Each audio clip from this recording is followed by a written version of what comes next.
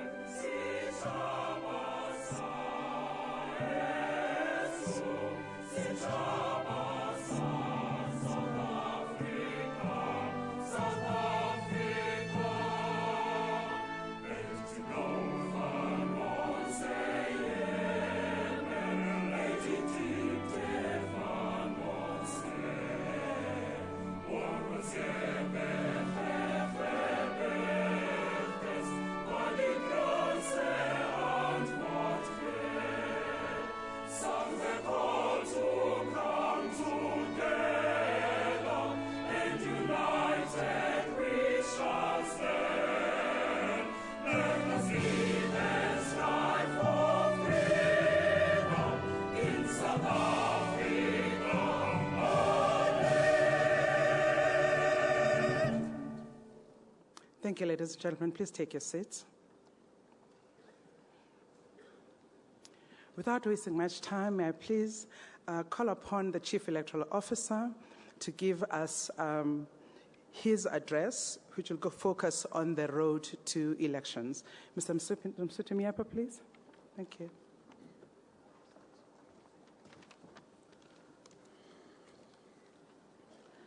Thank you, Program Director, Dr. Masuku.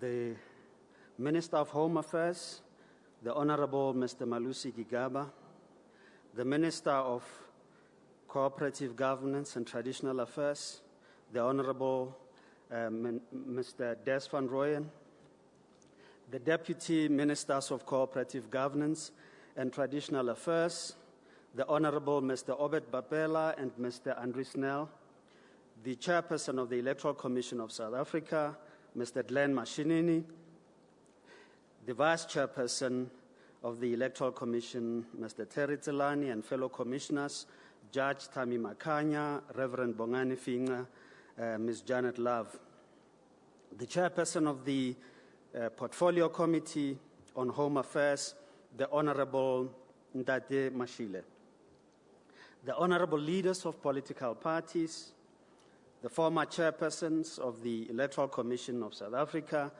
Justice Johan Krichler and Dr. Brigalia Bam, chairpersons and leaders of fellow Chapter 9 institutions, chairperson of the Municipal Demarcation Board, excellencies and members of the Diplomatic Corps, members of the Party Liaison Committee in the national sphere of government, members of international and domestic observer groups, representatives of the security cluster, representatives of local government and municipal electoral officers present here today, representatives of civil society groups and non-governmental organizations, members of the media, fellow South Africans, honorable guests, ladies and gentlemen.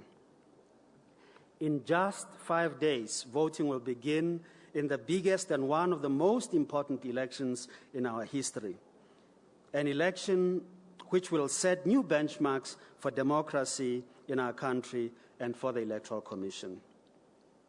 By all measures, this is a record-breaking election. We have registered a record number of voters for this election, 26.3 million. We have received a record number of special vote applications, over 740,000, which is 3 times that of 2011 in a comparative election. We have a record number of voting stations at 22,612. We have a record number of parties contesting elections at 204, which is a whopping 68% increase on where we were in 2011. We have a record number of candidates at 63,654 and representing 18% increase on where we were the last time. We have also a record number of independent candidates in this election at 855 in comparison to what we had in 2011 at 754. We have a record number of unique ballot papers that will be used in these elections at 4,649 ballot papers that are unique, one from the other. We have a record number of the ballot paper itself with an A3 ballot that will be used for the first time in elections in our country in the Western Cape, the city of Cape Town to be particular, where 37 parties are contesting. Preparations for these elections have indeed been fascinating.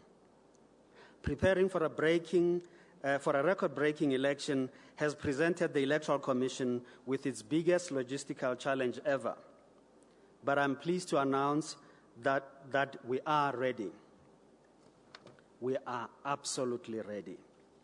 For more than 2 years now, we have been planning and preparing for these elections, and I'm very pleased to report that the preparations are on track. Many aspects are actually better prepared than we have ever been for an election because we have had a couple of extra months since the constitutional window to hold these elections opened on 18 May 2016. All election materials are ready as provincial warehouses for distribution this week and for further distribution to municipal facilities around the country. This includes 153,000 ballot boxes that we will be using, 133,000 voting booths, approximately 1.8 million A4 pages of the voters' roll to provide for a copy of the segment of the voters' roll for each of our voting districts across the country. 60 tons of stationery for voting that will include 580,000 pens, 45,000 large banners to mark the voting stations. We've also printed a record 73.9 million ballot papers for this election. These have already been delivered to the provincial warehouses from where they are being distributed to municipal facilities and ultimately to the 22,612 voting stations over this coming weekend. All these venues that will be used for voting have been secured. Of these, 64% are schools, 13% are community centers, 8% are places of worship, and approximately 5% are temporary structures. We also have 31 mobile voting stations, the majority of which is in KwaZulu-Natal and then Mpumalanga. When it comes to personnel, we have recruited over 177,000 already and trained them. We are pleased to note that of these people that are already on our books and well-trained, 70% of them are women, and 40,000 of them are persons under the age of 25. More than 138,000 of these staff members, or about 78% of them, are unemployed. We hope the training and experience that these young people will gain from serving their country will stand them in good stead for the future. The recruitment of the important posts of presiding and deputy presiding officers has been subjected to more scrutiny than ever before, including by political parties through the party liaison committee system, where they had the opportunity to object to an applicant on the basis of that applicant not meeting the requirements. All electoral staff have also been required to sign a code of conduct which holds them to strict requirements of impartiality and integrity.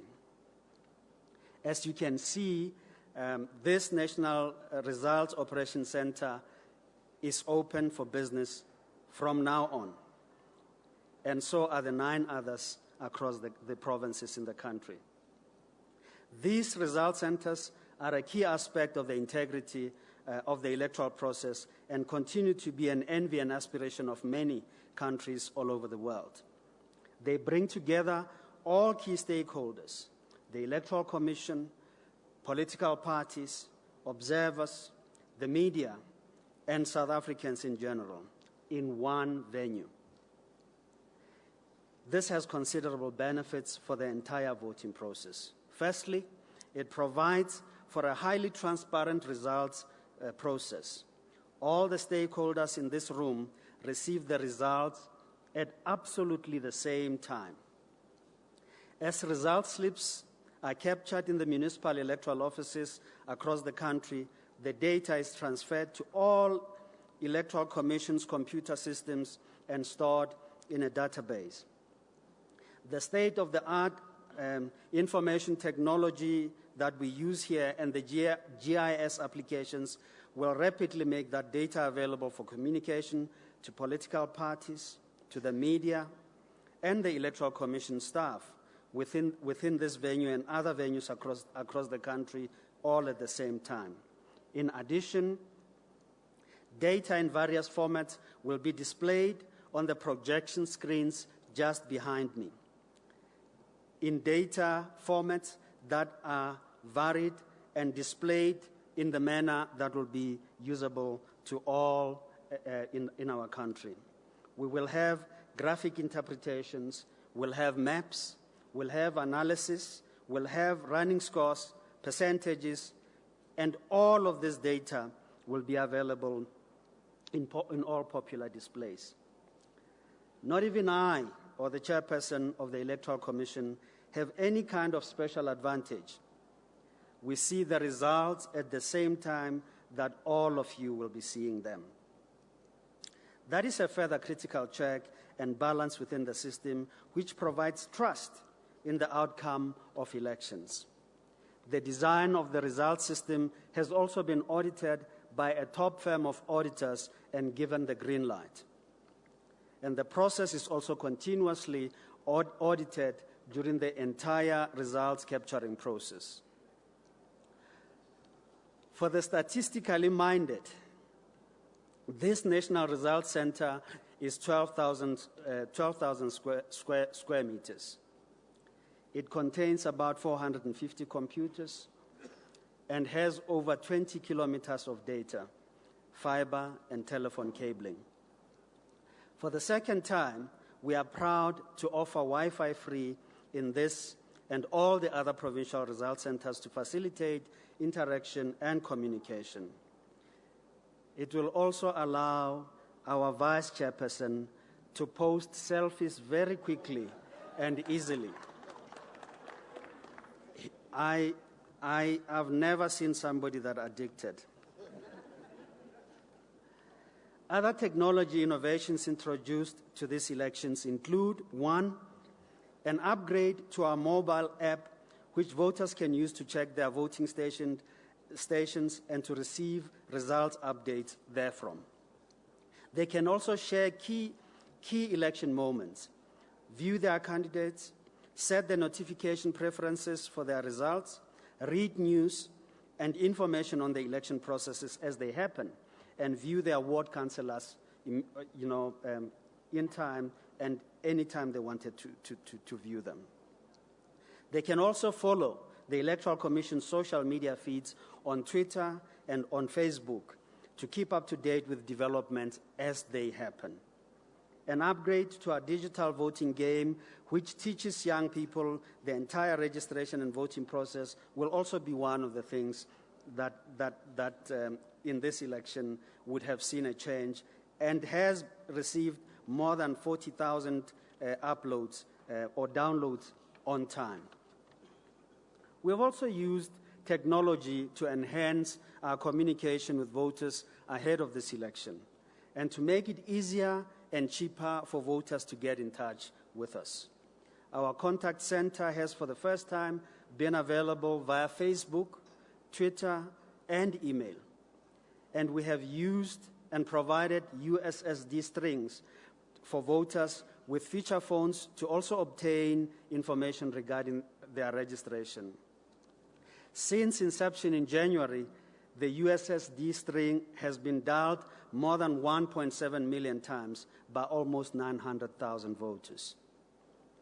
Our contact center has responded to over 43,000 callers on some days, over 29,000 queries via Twitter and Facebook, and nearly 17,000 emails.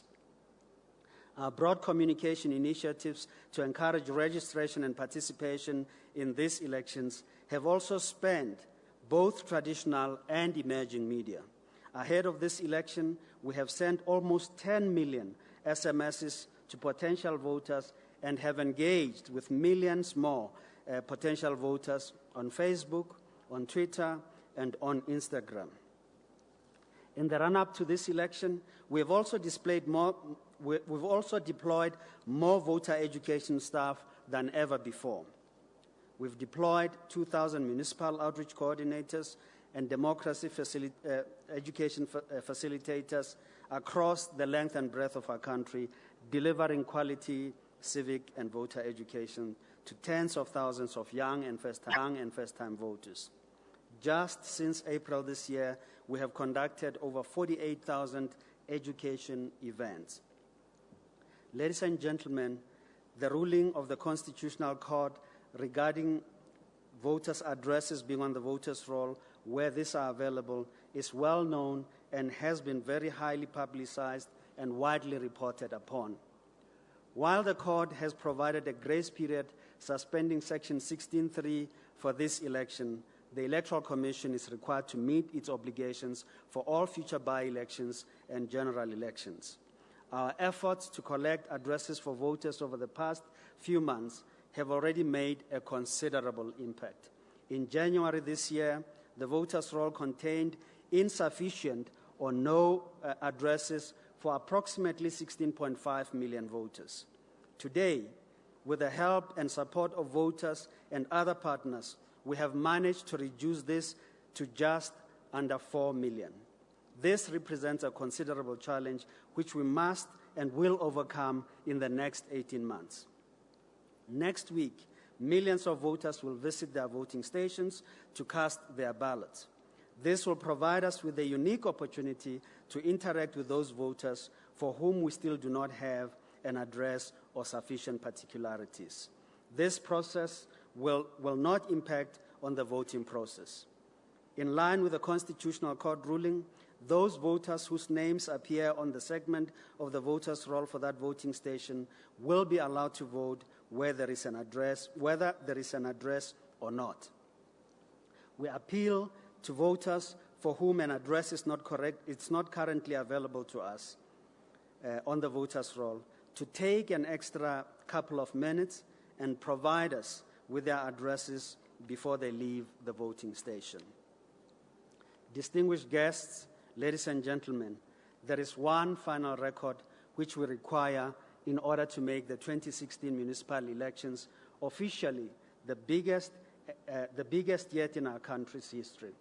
We need a record number of voters to cast their votes next week. I have indicated we have 26.3 million of them. We expect each one of them to visit our voting stations next week. I am confident that we can set a new record. If our record number of applications for special votes is in any way a measure of interest, then we are going to see a significant participation in this elections. That would confirm the trend from the 2011 municipal elections, when turnout jumped from 57%, to over 57% from what we had in the past at 48%. The time that municipal elections were seen as perhaps less important than national and provincial elections is officially very much over. The electorate of South Africa is realizing that their quality of life and access to key services is dependent on the money they will be giving on the 3rd of August to the public representatives of their choice. From the roads voters drive on, to the electricity keeping their homes warm and lit, to water from their taps, to health clinics, refuse removal, and other services, voters have the choice next week, and they are spoiled for it because there are many people, many candidates, many parties they can vote for. All this happened at local level, by the way. That is why our campaign for this election had the slogan, "Your future is in your hands." We from the Electoral Commission are ready.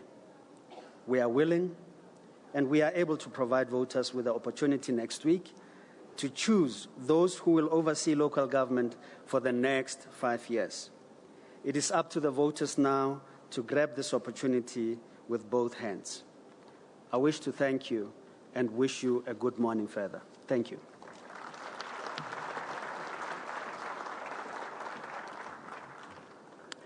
CEO, thank you very much for the remarks that you have made. And at this point in time, I please invite the chairperson of the Electoral Commission, Mr. Glenn Mashinini, to deliver his address, please. Thank you.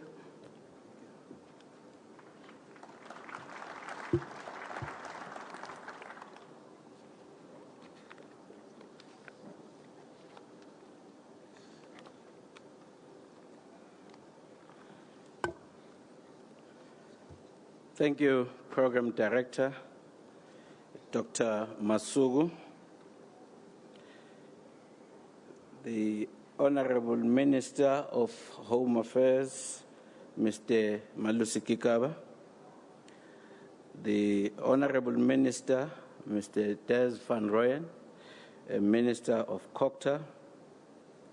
The Deputy Ministers of Cooperative Governance and Traditional Affairs, Honorable Mr. Obed Bapela and Mr.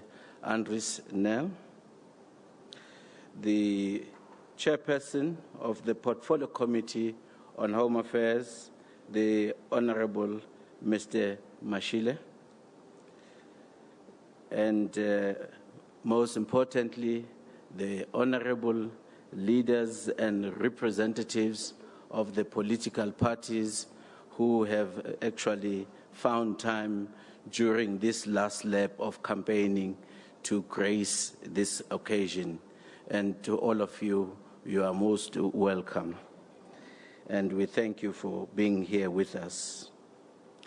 And to my fellow colleagues, the Vice Chairperson of the Electoral Commission, Mr. Terry Tselane, fellow commissioners, Judge Tami Makanya, Reverend Bongani Finga, and Ms. Janet Love. And ladies and gentlemen, also today we are proud that this occasion is being graced by the veterans of this institution. In fact, the person who was responsible to put the bug on elections in many of us that are here today. And this is none other than the Justice Krechler with his partner. And we also have Dr. Brigalia Bam, both of whom were the chairpersons of this institution. And I'm still trying to find where their shoes are before I can actually see whether they will fit me or not. Judge, I would appreciate if you can tell me where you left the shoes. I'd also like to welcome the fellow chairpersons and representatives of the Chapter 9 institutions are present here, and to acknowledge the excellencies and members of the diplomatic corps who are present among us, and also our key partners throughout the year, the members of the national, provincial, and local municipal liaison committees of in our political liaison committee.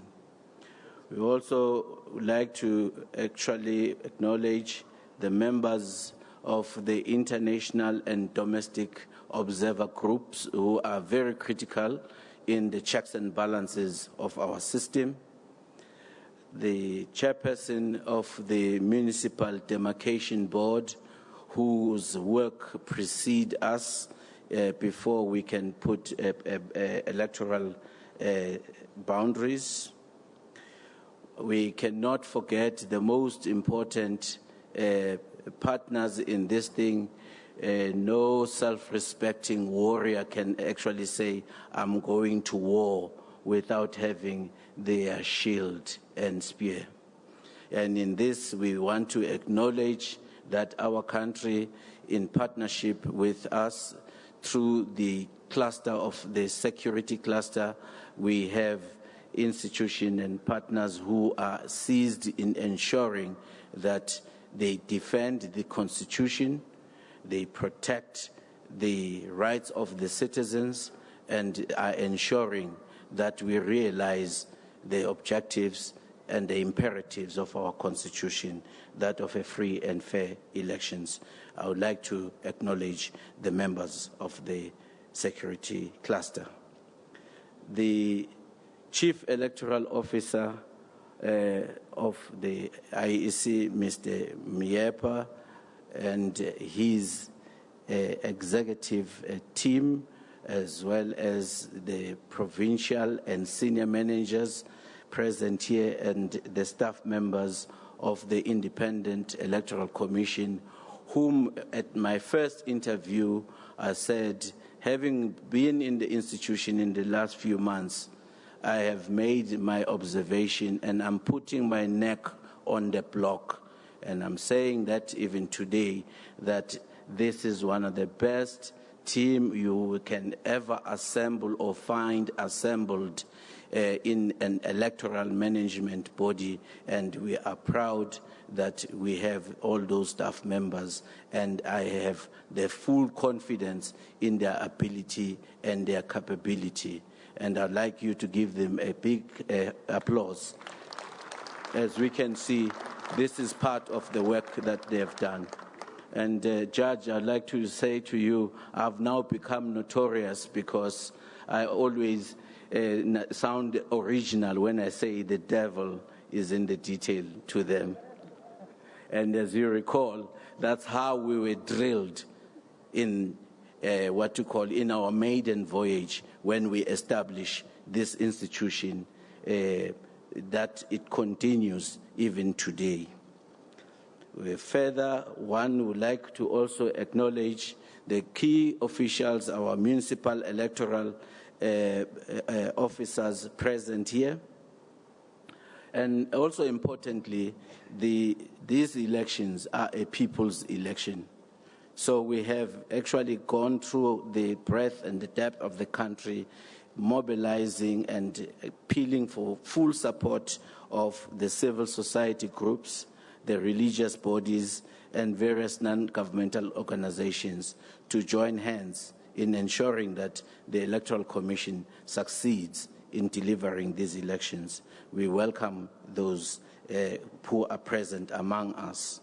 But also, we are very much indebted that in this journey we began with our partners who are members of the Fourth Estate, that the members of the media who continue to actually shine the light and actually engage us and engage the country, but also enlighten our community about these coming elections. Fellow South Africans, honored guests, and ladies and gentlemen, as we all know, every election is a watershed moment in a country's history. Each is a turning point in the political, economic, and social trajectory of a country. Some elections signal slow or subtle change. Others lead to more seismic and dramatic shifts. And without any shadow of doubt, the first democratic election in April 1994 were of the latter kind, being a defining moment in the history of our country, which set South Africa on its new path to democracy and human rights. Each of the four national, provincial, and four municipal elections that have been held since 1994 has been an important stepping stone in our country's journey from the isolation and oppression of apartheid to human rights, dignity, respect of democracy. But we are still learning and we're still evolving. The signs that are there already, they indicate this maturity and this metamorphosis, as we have seen in the build-up and as it continues with excitement and robust engagement with anxiety and trepidation in the country. But we are very much confident that is evolving and growing. And therefore, the evolution is not limited to the biological sphere. It features throughout the world, including in politics and in economics. Our democracy, too, is growing, and we as stakeholders in the electoral democracy must evolve and must grow with it, and we must bring about the commensurate maturity instead of getting carried by the hairy belly of the robustness and of the engagement in trying to secure voters.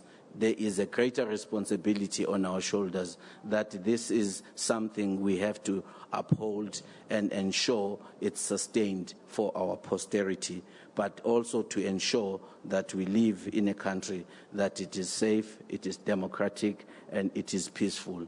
So when the dust is settled, let's make sure that we still have institutions, we still have a country that we are proud of, and these are the requirements that are upon us as stakeholders in elections. As indicated, I was privileged to be part of a team that established this institution in 1998. For some of you members of the Fourth Estate, perhaps maybe if you want to know why am I here today, there is the man, you can go and ask him, Judge Justice Krechler.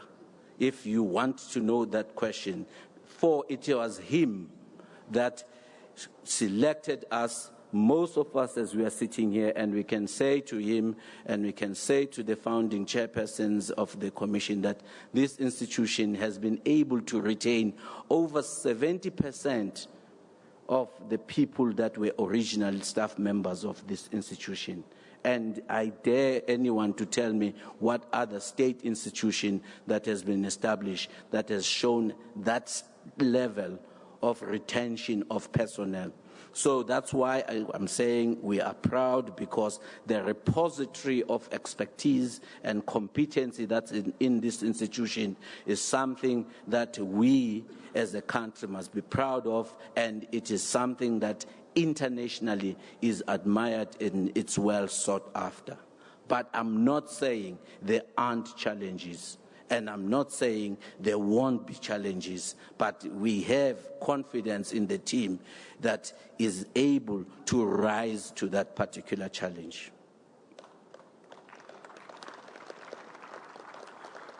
Now, allow me, ladies and gentlemen, to speak about the free and fair elections, which is what actually is the role of the institution.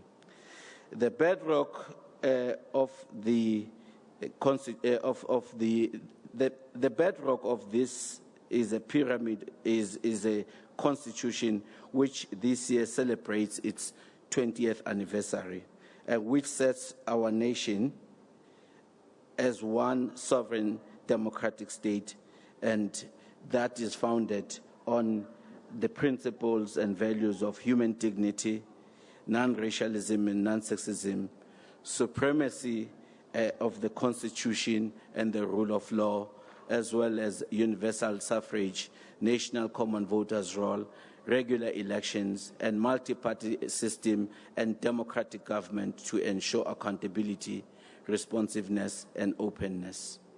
And therefore, that's the responsibility to ensure that the IEC is founded to ensure that the elections are managed and these are free and fair, and that we are able to declare the results. Now, with respect to the bedrock layers that I've indicated, the most critical part for us is the integrity. And this first layer is actually our staff members, as I've already spoken about them, the structures, the processes, the systems of the Electoral Commission. The second layer are the logistics and operational preparation and readiness for the elections that our CEO has just actually shared with you, the magnitude and the depth and the intricacy and the complexity of what that task entails. And the tip of the pyramid is also that there must be an environment that is conducive to free and fair elections. And if any one of these layers fails, our pyramid will fall, or at the very least will be seriously compromised. This we understand, and this is what we stand for. And this is what we will continue to ensure, that this institution, at least that might be probably just the sole of the shoe that we were talking about, that we are looking for. But that we do know that that's a shoe that we must fill.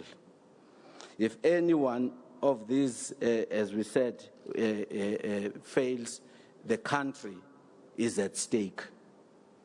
Economically, politically, and otherwise. And we've seen and we see it every day around the world, what's going on, where democratic systems and institutions collapse.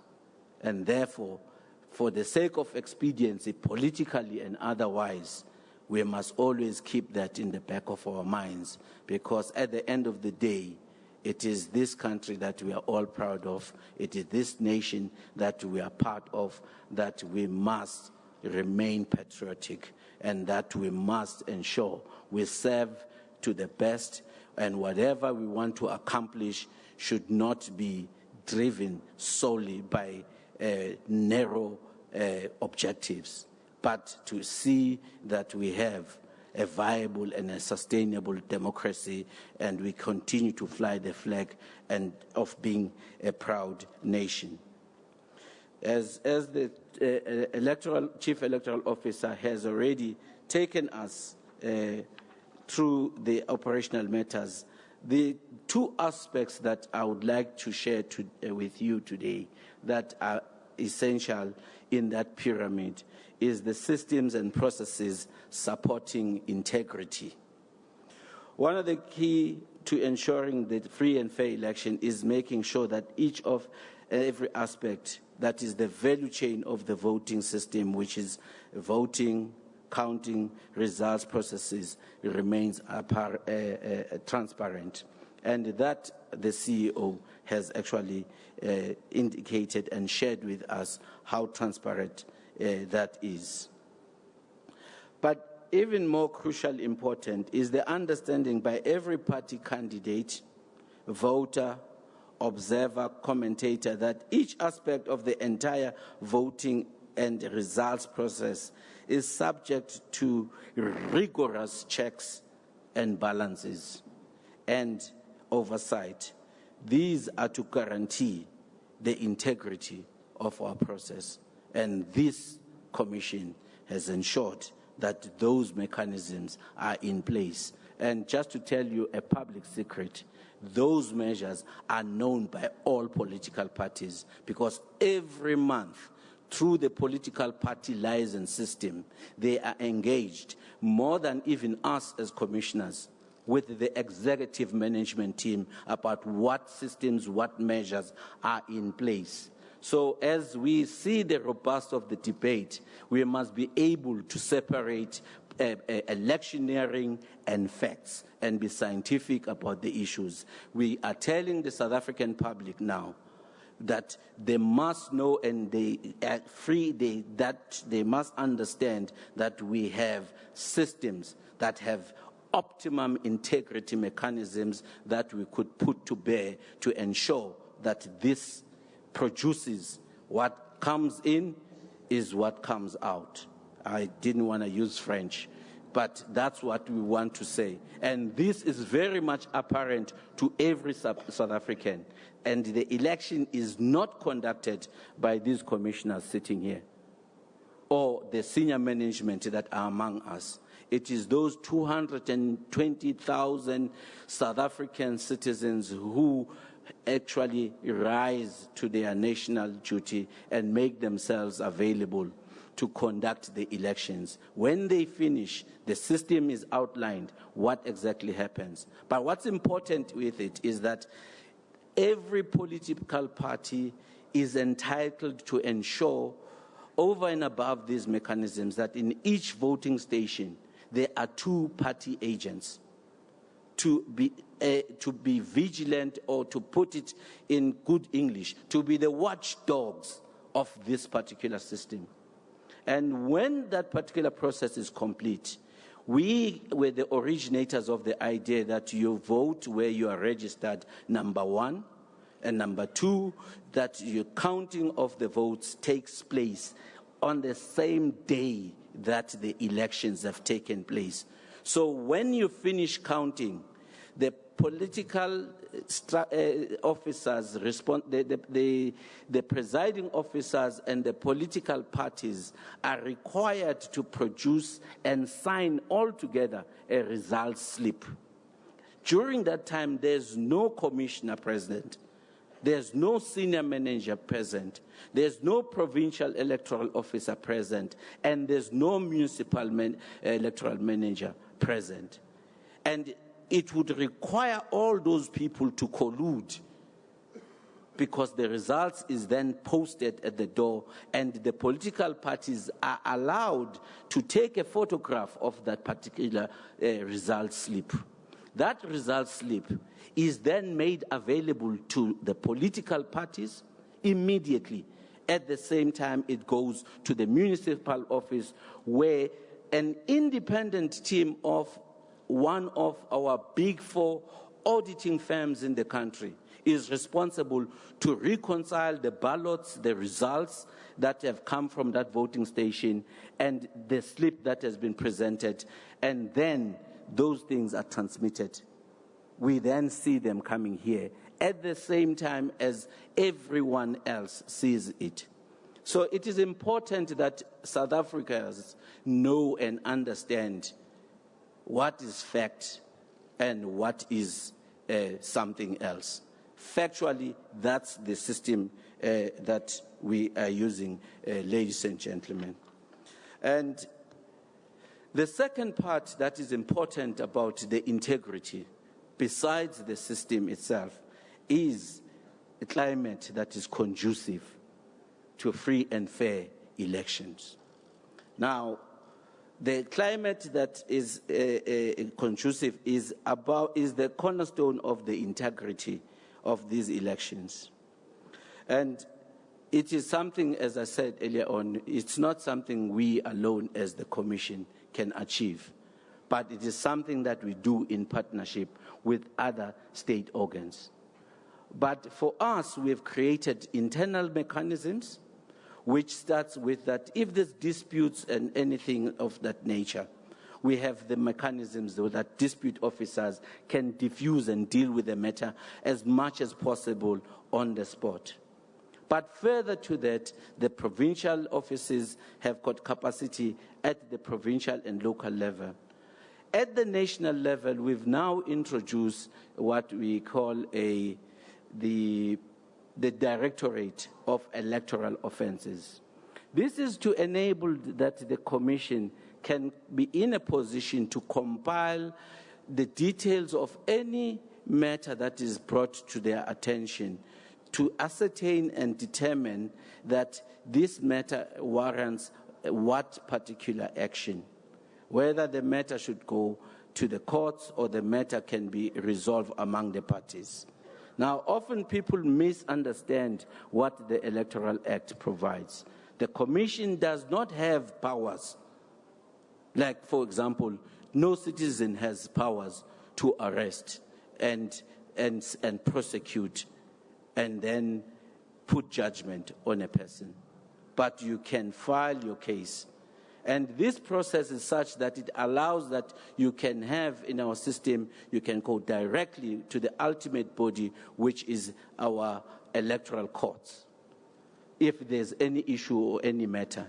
On the other hand, the Commission is not going to bury its head in the sand as well.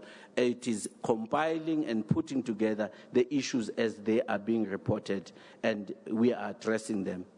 We know there's been incidences that have disturbed us, and we condemn them, the incidences of violence and intimidation. And those measures are being addressed through the due process. Now, the wheels of justice sometimes may not run as fast as the speed of an election. So we need to bear with each other with respect to those matters. But as far as we can, we are quite confident that in particular our security structures, as we speak and now, are on top of some of the perpetrators that must be brought to book for having transgressed the code of conduct. So, ladies and gentlemen, we also, as the Commission, wish to indicate that there has been an incident which has involved a disqualification of a political party. We find no joy in that because ours is optimum inclusion. In fact, we've erred on the side of inclusion. But the act itself is the rule of law.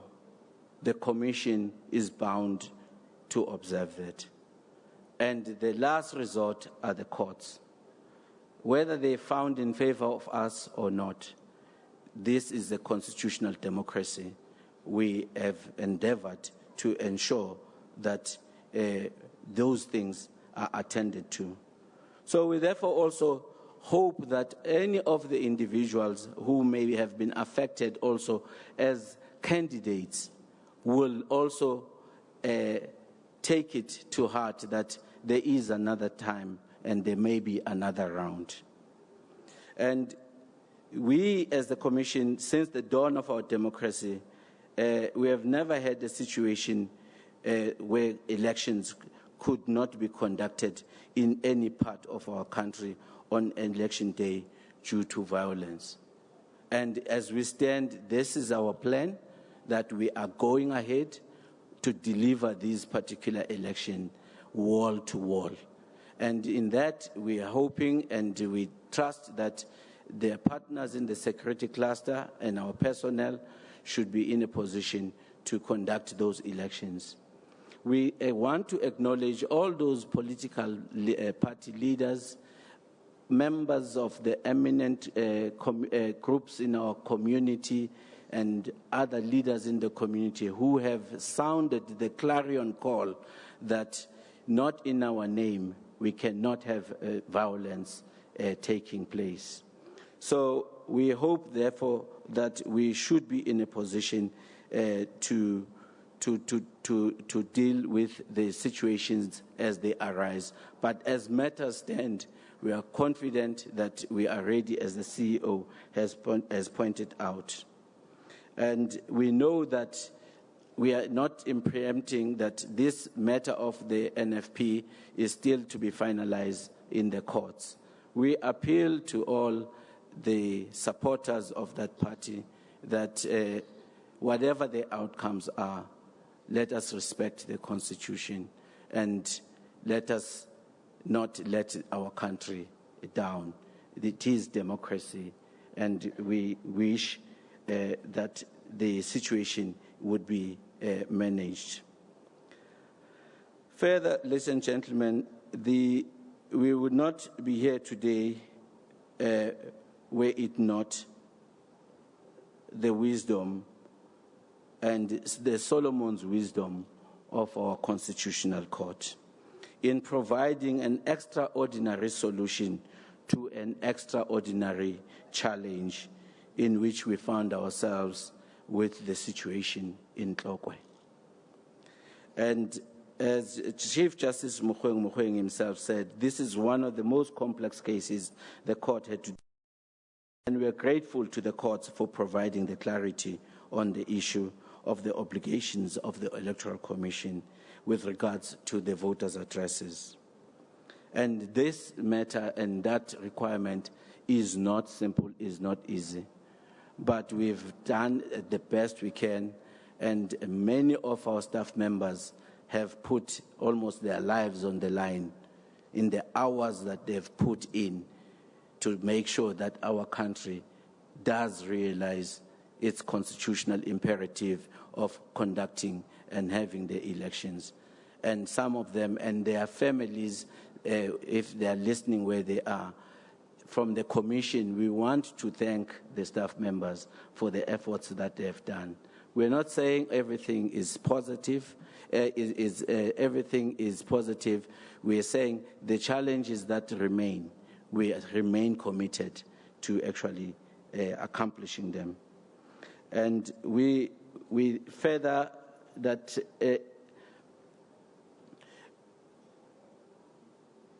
we further like to thank the partnership and the support that we have received from the Interministerial Committee, led by the two ministers that I introduced earlier on in particular, for all the resources and the support and their MECs that they have poured in making sure that the Electoral Commission is enabled to conduct its work. And the Electoral Commission wishes to thank Telkom and the South African Security Agency, in particular with the Clock and Ventersdorp municipalities, for availing the data and information that we needed to try and deal with the challenge that was there.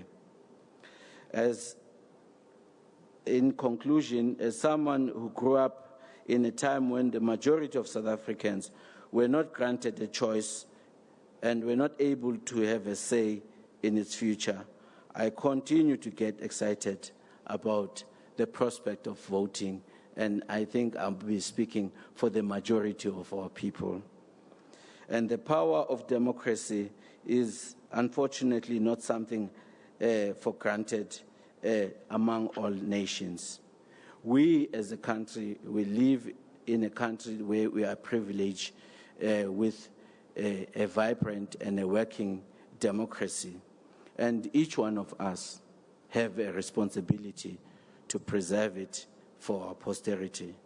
Democracy is a choice, and voters have more choice in this election than in any other election before. At the end of this week, the political parties will have had their say, and the candidates would have their say. The media and commentators will have had their say.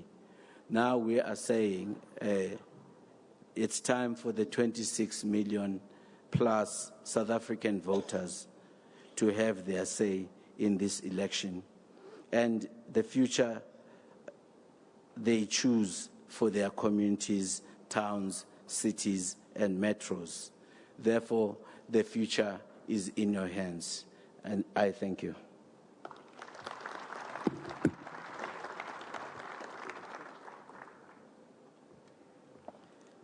Chairperson, thank you very much for those words, French notwithstanding.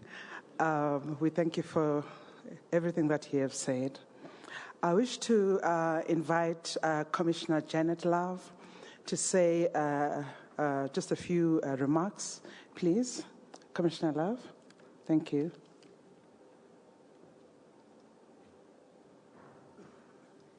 Thanks very much, Dr. Masuku. It's a privilege for me to, on behalf of the Electoral Commission, to thank in the first instance those of you who are here. So, Honourable Ministers and Deputy Ministers, Chairperson, fellow Commissioners, former Chairpersons, Judge Johan Krichler, Dr. Brigalia Bam, Honourable Members of Parliament, Honourable Leaders of political parties who are present here today, Chairpersons and other members of our Chapter 9 institutions, members of the Diplomatic Corps, members of the international and national observer groups, Chairperson and members of the Demarcation Board, in particular the staff and the leadership of the Electoral Commission, and representatives of civil society and members of the media. Thank you very much for being here. Your role has always been very important in an electoral time. To all of you, thanks for joining us. And I'd like, in conclusion, to say a few words of thanks to some specific individuals and organizations that have played a role and maybe haven't been mentioned here today until now. The Electoral Commission, as you know, is mandated by our Constitution to manage elections, to ensure that they're free and fair, and to announce results thereof.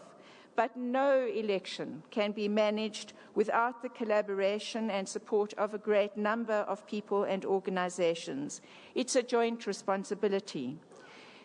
The election day and the announcement results are the endpoints of a very long process, and this particular journey of the 2016 municipal elections began, in fact, more than 4 years ago when the Demarcation Board had the task of reassessing and determining the boundaries of the various wards and municipalities and districts.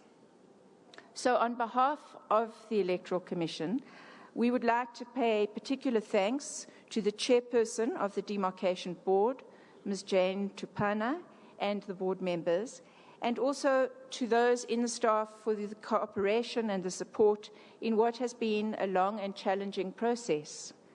As we are all aware, there are still a number of areas where challenges prevail and persist. We are sure that with the cooperation of all concerned to build a single nation, we will be able to overcome these challenges too.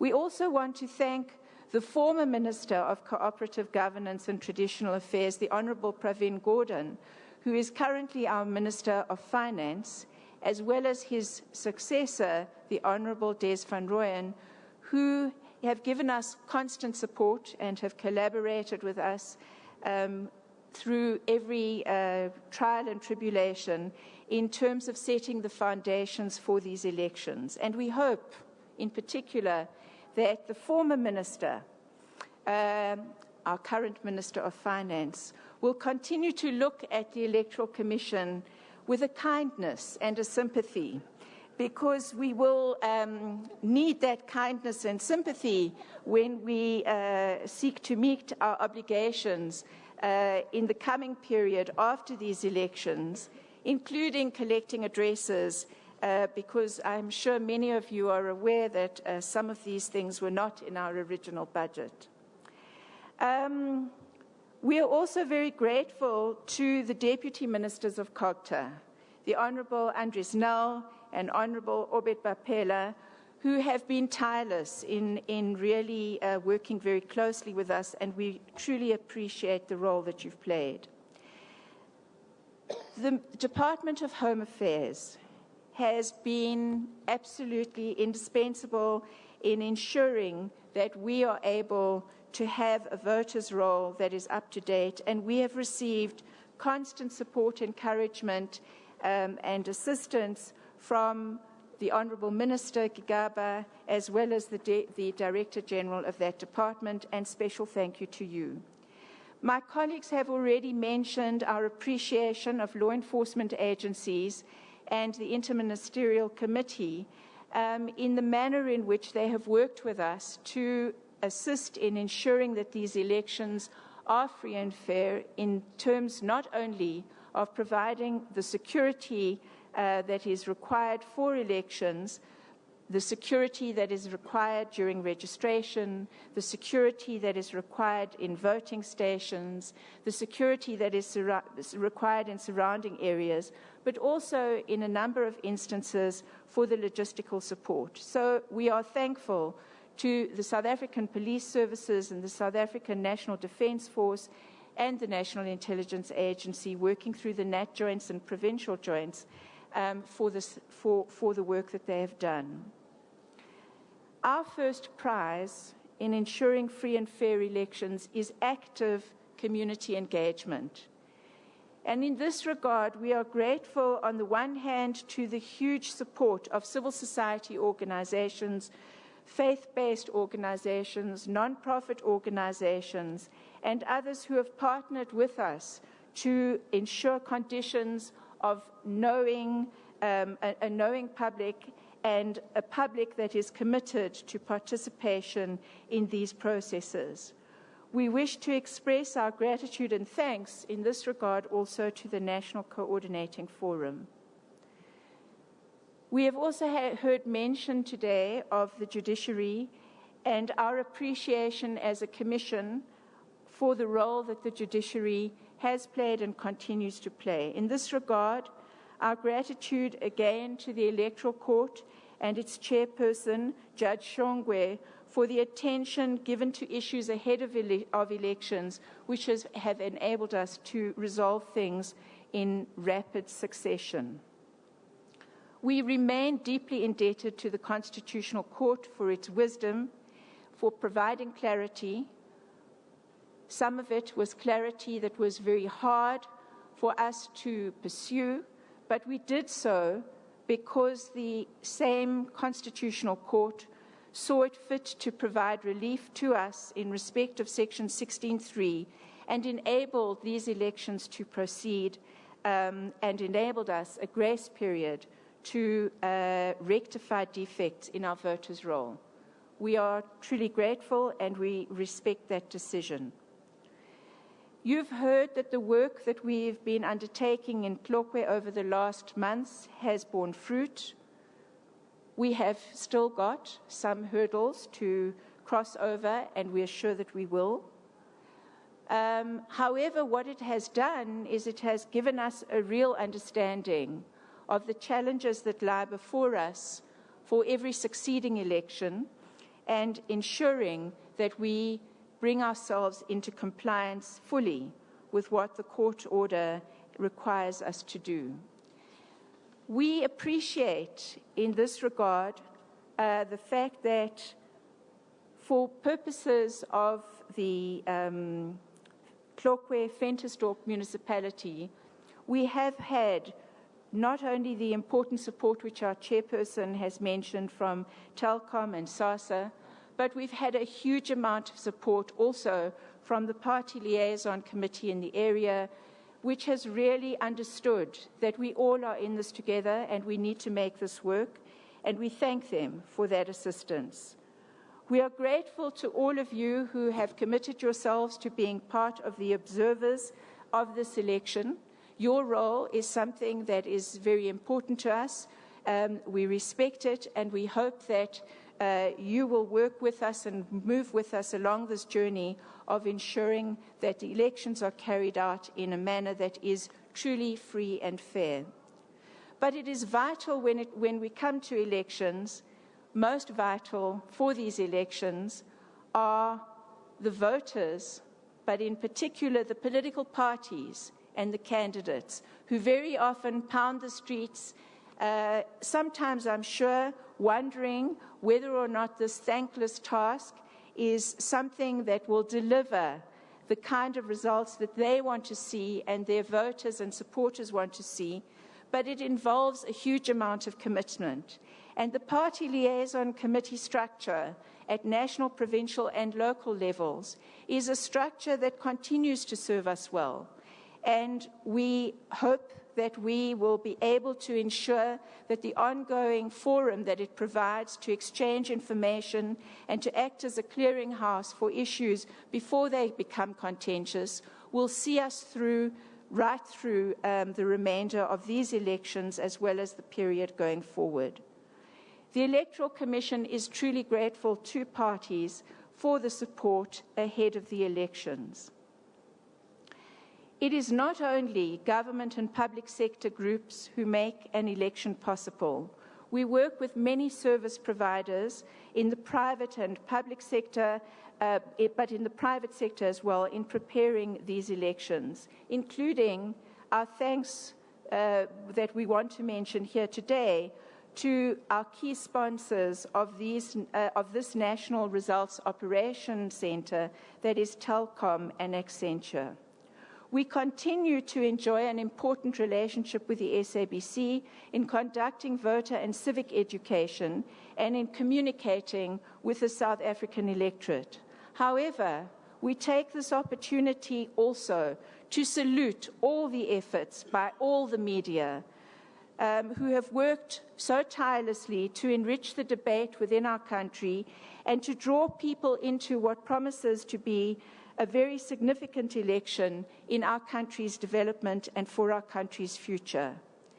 I would like to add my words of appreciation to the Electoral Commission staff.